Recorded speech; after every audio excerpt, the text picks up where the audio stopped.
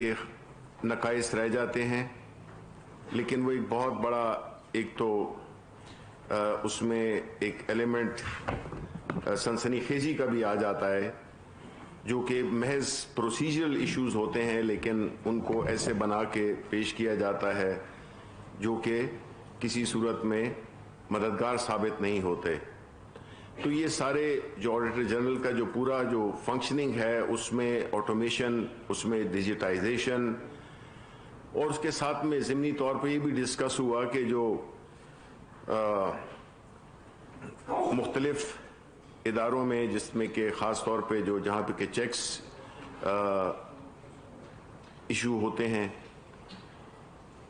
उनको भी ऑटोमेट किया जाए कि जितना ह्यूमन इंटरेक्शन कम हो, कि लोगों को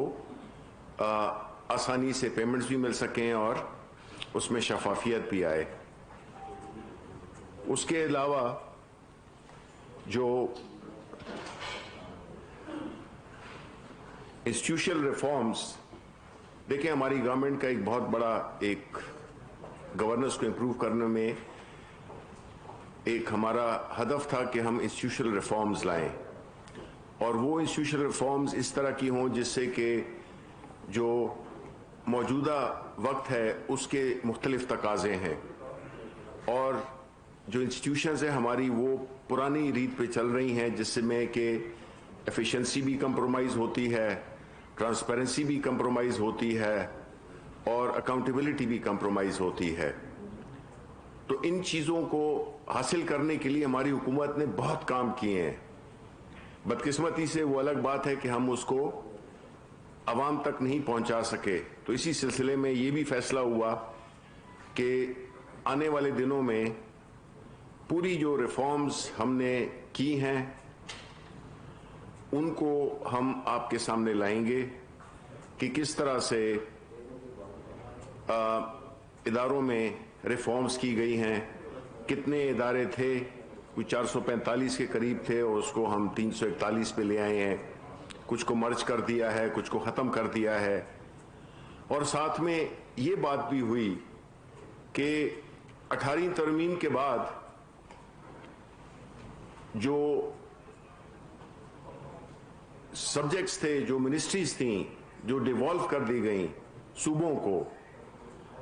उसके बावजूद जो फेडरल गवर्नमेंट का जो एम्प्लॉइज का हुजम है, बजाय कि वो कम होता, वो बढ़ गया है। फिर इसी ज़िमन में पेंशन फंड्स, उसके बारे में भी प्राइम मिनिस्टर हमेशा जिक्र करते हैं, और उसमें जो पे एंड पेंशन कमीशन है उसको भी एक फास्ट ट्रैक करने पे उनको काबीना ने ये एडवाइस किया कि वो अपने काम को तेज करें, क्योंकि ये दोनों बड़ी अहम चीजें हैं। और सूबाई जो एम्प्लॉइज होते हैं और जो फेडरल एम्प्लॉइज होते हैं, उनमें जब से ये इस तरह के मैं अक्सर जिक्र करता हूं कि जो 18वीं तरमीम है, 18वीं तरमीम पर से के खिलाफ कोई भी नहीं है, लेकिन उसमें कुछ कुछ ऐसे नकाइस हैं जिनको एड्रेस करना बड़ा ज़रूरी है। अब उसमें होता यही है कि जो उनके जो फंड्स उनको एलोकेट होते हैं, उसमें से अब एक ग्रेड 1 से 15 तक की जो असामियां हैं, ये 85% उसका बजट का जो सैलरीज का होता है उसका हिस्सा होती हैं। तो इस सिलसिले में भी शफकत महमूद साहब जो कि इस कमेटी को हेड कर रहे हैं, तो उसके बारे में भी तफसीलन गुफ्तगू हुई, जिसमें कि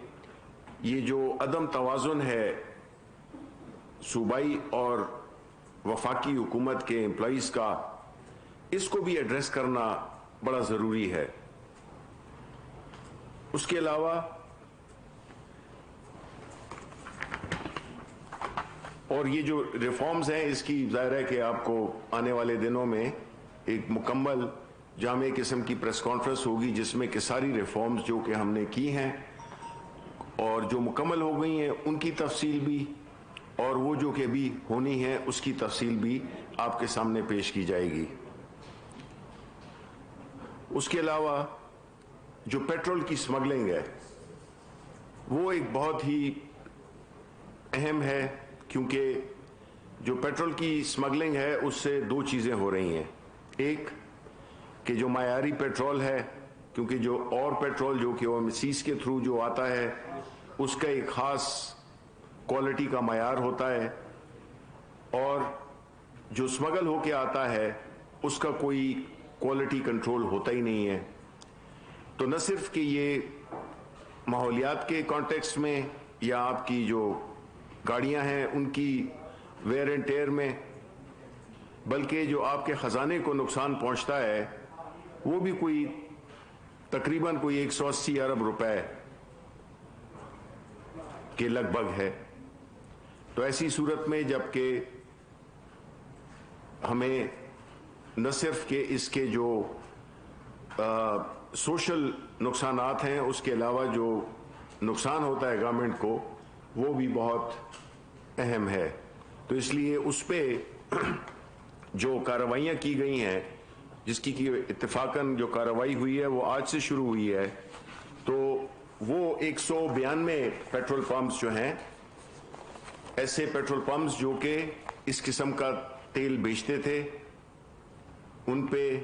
ایف بی آر، کسٹمز، جتنے بھی متعلقہ ادارے ہیں، پولیس، سب نے ایک جامع ایک اسٹریٹجی بنائی ہے جو کہ پورے ملک میں کارروائی کر رہی ہے، جو کہ شروع ہو گئی ہے۔ جس طرح میں نے کہا 192 پمپس ان کو سیل کر دیا گیا ہے، اور جو اس کی سزا ہے وہ بھی بڑی کڑی ہے۔ ایک تو ان کو 1 ہفتہ دیا گیا ہے کہ وہ اپنے جوابات دیں پرچیزز کے، سیل کے، اور دوسرا یہ ہے کہ جب یہ طے ہو جائے کہ یہ پیٹرول بیچ رہے تھے، اسمگل پیٹرول بیچ رہے تھے، تو پھر اس میں پیٹرول پمپ کی اور جو باقی پراپرٹیز ہیں ان کو بھی اٹیچ کر دیا جائے گا، اور یہ بڑی سخت سزا ہے۔ تو اس لیے بہتر یہی ہے، تنبیہ یہی کی گئی ہے، اور یہ تقریباً ملک میں کوئی 2094 پمپس ہیں جو کہ جس میں پورے ملک میں یہ پھیلے ہوئے ہیں، اور یہ وہ تیل بیچ رہے ہیں جو کہ نہ صرف مضر ہے بلکہ غیر قانونی بھی ہے، اور اس سے ہمیں ہمارے ایکسچیکر کو بھی نقصان پہنچتا ہے۔ اس میں جو باقی پمپس ہیں ان کے اوپر بھی ان کو آئیڈینٹیفائی کر لیا گیا ہے، تو ان کے ساتھ بھی اسی قسم کی وہ ہوگی، ٹریٹمنٹ ہوگی۔ اس کے بعد ہمارے منسٹر آف پلاننگ اور اسلام آباد کے ایم این اے اسد عمر صاحب نے اسامہ ستی کا کیس اٹھایا، جس میں کہ وزیر اعظم صاحب نے اپنی سخت اس کا اظہار کیا، خفگی کا اظہار کیا کہ کیسے ایک نوجوان لڑکا اس کو گولیاں مار کے اس کی زندگی لے لی ہے۔ تو جو جی آئی ٹی بنی تھی اس نے اپنی رپورٹ مکمل کر لی ہے، پیش کر دی ہے سیکرٹری داخلہ کو، لیکن پرائم منسٹر نے یہ کہا، زور دے کر کہا کہ اگر تو اس جی آئی ٹی سے وہ رسا وہ مطمئن نہ ہو تو جس طرح بھی وہ کہیں گے، جس طرح کی تحقیقات وہ کہیں گے، جس میں کہ ہائی کورٹ کا جج شامل ہو، جس طرح کے بھی وہ ان کی تسلی کے مطابق انکوائری ہوگی، اور جو بھی ذمہ داران ہیں ان کو کڑی سے کڑی سزا دی جائے گی۔ اس کے بعد ایک اہم ٹاپک جو کہ ہمارے اکثر ملک میں جس کی بات ہوتی ہے وہ ہے جبری گمشدگی کے بارے میں۔ اس کے بارے میں جو ہیومن رائٹس منسٹری ہے ڈاکٹر شیریں مزاری کے ماتحت، اس میں لاء منسٹری کو کہا گیا ہے کہ جو قانون انہوں نے پیش کیا ہے اس کو فاسٹ ٹریک کیا جائے، اس کے بعد ایک اور اہم چیز جو کہ آپ نے دیکھا ہے کہ پچھلے دنوں سے میڈیا کی زینت بنا ہوا ہے وہ ہے براڈ شیٹ. جو براڈ شیٹ اسکینڈل ہے اس کے بارے میں چونکہ یہ ایک ایسا مسئلہ ہے جو کہ سن 2000 سے شروع ہوا تھا اور پھر جب NRO دیا گیا PMLN کو اور پاکستان پیپلز پارٹی کو تو اس کے بعد اس پہ ایک قسم کے سرد خانے میں چلا گیا. یہ وہ انکوائری تھی جس میں کہ 200 نام دیے گئے تھے, آپ کو بخوبی معلوم ہے, جو کہ اس ملک کے اثاثے لے کر باہر منتقل کیے ہیں غیر قانونی طور پر. تو ان کی لسٹ جو دی گئی تھی اس کے بارے میں جو سردموری کا اظہار کیا گیا بعد میں جب کہ NRO دے دیے گئے, تو اس کے بارے میں جو ابھی مختلف انٹرویوز سامنے آئے ہیں موسوی کے اور جو انگلینڈ میں جو ہائی کورٹ کا جو ڈیسیشن ہے اس کو دیکھتے ہوئے ایک انٹر منسٹریل کمیٹی بنائی گئی ہے جو کہ اس سارے کیس کو اور اس کے چیدہ نکات کو تشت اسبام کرے گی اور پہنچائے گی کہ کس طرح سے اس ملک کے ایک تو نہ صرف یہ کہ ان لوگوں نے جنہوں نے کہ اس ملک کے اثاثے لوٹے بلکہ جو پیسے دیے گئے تھے اس کمپنی کو کہ یہ وہ کارروائی کرے, اور انہوں نے کافی اہم انکشافات شروع بھی کر دیے تھے جس میں کہ بعد میں نواز شریف صاحب کہ کسی بندے نے, کہتے تو ہیں ان کے کزن نے, اپروچ کیا کہ اس چیز کو نیگوشیٹ کر لیا جائے اور ان کا نام نکال دیا جائے, جس پہ اس نے کہا کہ we don't deal with the crooks. تو اس کے بارے میں بھی جو کمیٹی ہے وہ اپنی انشاءاللہ عنقریب 2-4 روز میں اس کے بارے میں ہم جو بھی انکشافات کرنے ہیں ہم وہ کریں گے, تاکہ وہ لوگ جنہوں نے کہ اس ملک کے اداروں کو مذاق بنایا, قومی خزانے کو نقصان پہنچایا اور پھر ملک کو ایک ایسی لٹیگیشن میں ایک ایسے مقدمے میں ڈال دیا جس سے کہ ہماری بڑی ہمیں ہزیمت اٹھانا پڑی. اس کے بعد جو فوڈ یعنی آپ نے دیکھا ہوگا کہ جو شوگر اور خاص طور پہ ویٹ کا, اس سلسلے میں بھی ایک بڑی پرائم منسٹر صاحب نے ایک انسٹرکشنز دی کہ اگلے 15 روز میں جو قانون ہے ان تجربات کی بنیاد پہ جو کہ پچھلی سالوں میں حاصل ہوئے کہ ان پہ ایک پالیسی بنائی جائے اور 15 دن کے اندر اندر ان نکات کو ایڈریس کیا جائے, جس میں کہ جس طرح کہ ہم نے دیکھا کہ سندھ حکومت نے گندم کی سپلائی کو روک کر مارکیٹ میں جو ڈسٹورشن پیدا کی جس سے کہ قیمتیں بھی بڑھیں اور شارٹیج بھی پیدا ہوئی. تو کیا وہ اقدامات ہیں قانونی طور پہ ہم لیں کہ آئندہ اس قسم کا کسی بھی صوبے کو یہ حق نہ ملے کہ وہ پورے ملک میں جو سپلائی چین ہے شارٹیج کو کریٹ کرنا, اس قسم کی چیزیں جو کہ ہم نے دیکھیں جو کہ وجہ بنی اس کی قیمتوں کے بڑھاوے کی بھی اور کمی کی بھی. تو اس میں بھی ایک سخت جو ہے قانون سازی کی بات کی گئی, کیونکہ یہ ایک فیڈرل سبجیکٹ ہے, گو کہ صوبائی حکومتیں اس کی ذمہ دار ہیں لیکن جو قانون ہے وہ جو ہے فیڈرل حکومت کے ڈومین میں ہے. تو یہ بنیادی طور پہ باتیں ہوئیں اور اس کے ساتھ ساتھ جو ایک جنرل ڈسکشن تھی وہ رہی, کیونکہ یہ ہماری ایک ایسی کابینہ ہے جو کہ میرا نہیں خیال ہے گو کہ میرا کوئی اتفاق نہیں رہا ماضی کی کابینہ میں رہنے کا کہ جس میں کہ جتنی اگر آپ ہمارے 2 سال کی کابینہ کے اجلاس دیکھ لیں اور پچھلی حکومتوں کے پورے 10 سال کی وہ لے لیں تو ہماری جو کیبنٹ کی ڈیسیجنز ہیں کیبنٹ کی میٹنگز ہیں وہ زیادہ ریلیجسلی ہو رہی ہیں اور اس میں ہوتا یہ ہے کہ کافی ڈسکشنز ہوتی ہیں. پرائم منسٹر کوئی بندہ جس نے اپنا مائک آن کیا ہو سوالات پوچھنا چاہے کسی چیز سے اپنا ڈس ایگری کرنا چاہے یا کوئی سجیشن دینا چاہے پرائم منسٹر صاحب اس کو بڑے اس سے کھلے دل سے وہ کرتے ہیں اور اس میں حقیقی معنوں میں ایک کلیکٹیو وزڈم بھی آتا ہے اور ایک کلیکٹیو رسپانسبلٹی کی ایک بنیادی جو شرط ہوتی ہے وہ بھی پوری ہوتی ہے. تھینک یو ویری مچ.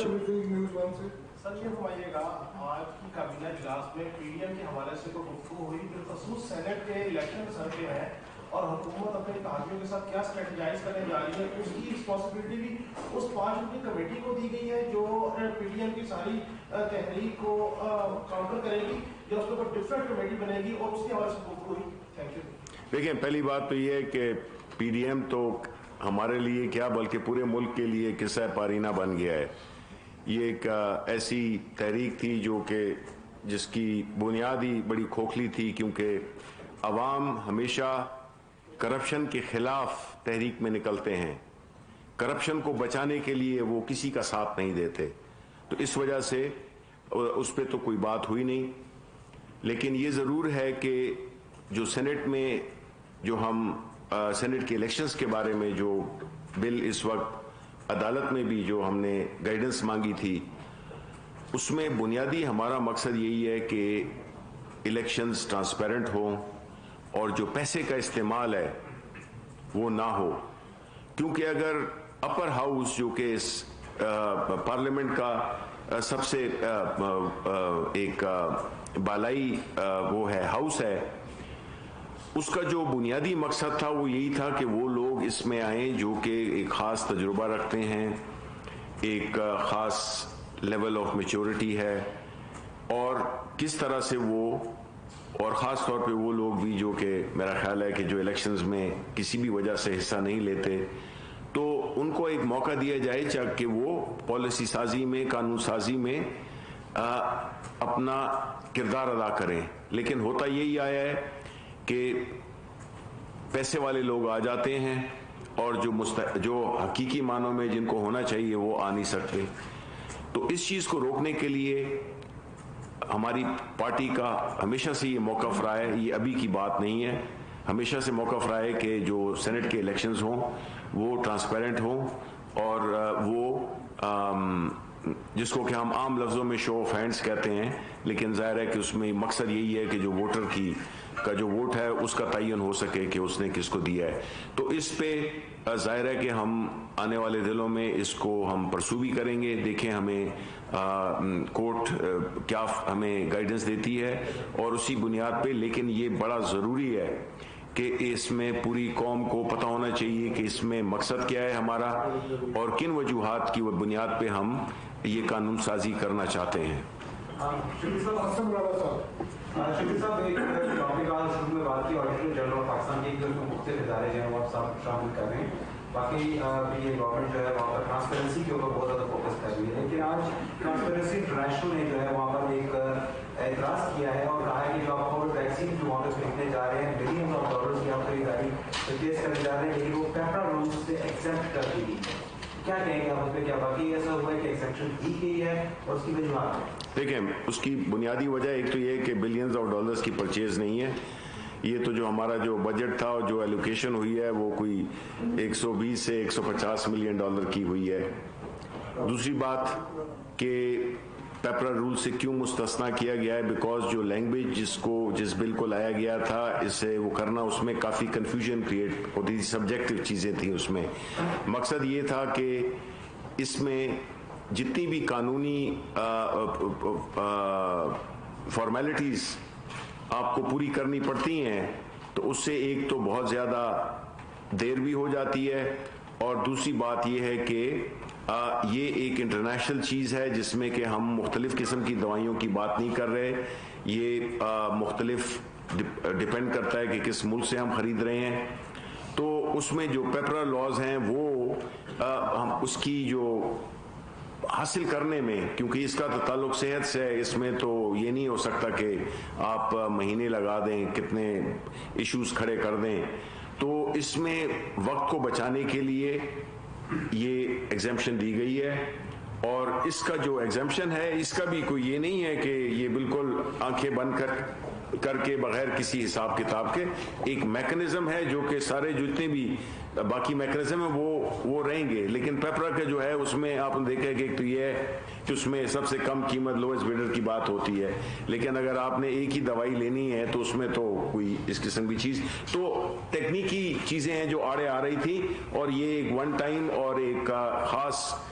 جو کہ ساری دنیا جانتی ہے، سارا پاکستان جانتا ہے کہ کووڈ کے لیے ہم ایسی چیزیں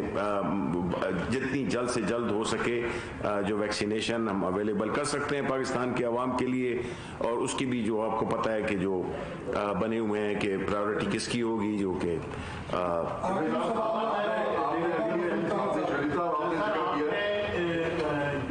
پیٹرول کی اسمگلنگ کے بارے میں کافی کیا ہے، تو یہ اسمگلنگ جو ہو رہی ہے وہ ایران سے ہو رہی ہے. آپ پیٹرول پمپ تو بند کر رہے ہیں، لیکن جو ان کو پیٹرول پہنچانے والے ہیں، اسمگلنگ کر رہے ہیں، ان کے بارے میں کیا کنکریٹ اسٹیپ آپ لے رہے ہیں؟ دیکھیں یہ انڈے اور مرغی والی بات ہے، تو اس میں یہی ہوتا ہے کہ اگر آپ سپلائی سائڈ کو چوک کر دیں تو ظاہر ہے کہ وہ ایک طریقہ ہے، ڈیمانڈ خود بخود ختم ہو جائے گی. دوسرا یہ ہے کہ ڈیمانڈ کو ختم کر دیں تو سپلائی انفیکٹو ہو جائے گی. اس میں کوئی شک نہیں ہے کہ اس طرح کے وہ ہیں، لیکن مقصد اصل کیا ہے کہ ایک چیز غیر قانونی ہے اور اس کو روکنا وہ حکومت کی ذمہ داری ہے، تو اس لیے اس کا جو دائرہ کار ہے وہ مزید پھیلے گا. لیکن اس وقت تو یہ ہے کہ جو اس میں ملوث ہیں ان کو اجازت نہیں دی جائے گی اور ان کو بڑی سزا ہے. خبر یہ بھی آ رہی ہے کہ یہ پینشن کے بارے میں آپ کی کیبنٹ سے آ رہی ہے، اس میں کوئی ایسی تجویز آئی ہے کہ پینشن کو کمی کی جا رہی ہے یا کوئی اس طرح پینشن میں کمی؟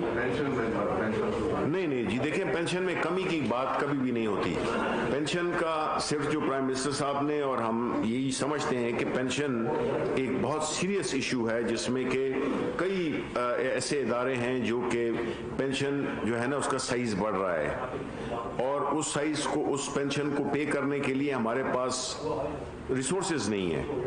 تو کیا ایسا میکنزم اختیار کیا جائے؟ وفاقی وزیر اطلاعات و نشریات سینیٹر شبلی فراز کابینہ اجلاس کے حوالے سے نیوز بریفنگ